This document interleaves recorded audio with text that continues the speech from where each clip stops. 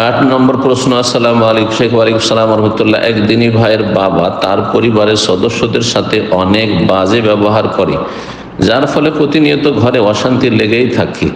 এই ক্ষেত্রে সংসারের শান্তি বজায় রাখতে সেই দিনী ভাই ও তার পরিবারের সদস্যদের করণীয় কি হবে? জি,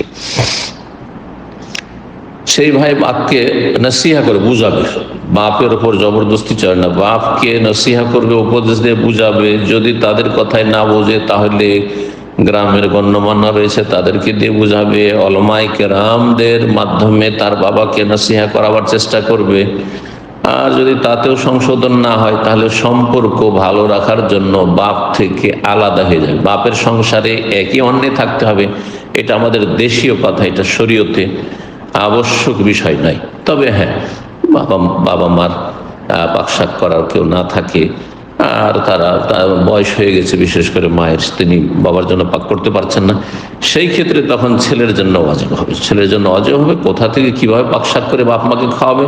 তার স্ত্রী দিয়ে খাওয়াবে, স্ত্রী যদি বলে না খাওয়াবে না তাহলে অন্য ব্যবস্থা করবে, আর একজন বিয়ে করবে। আর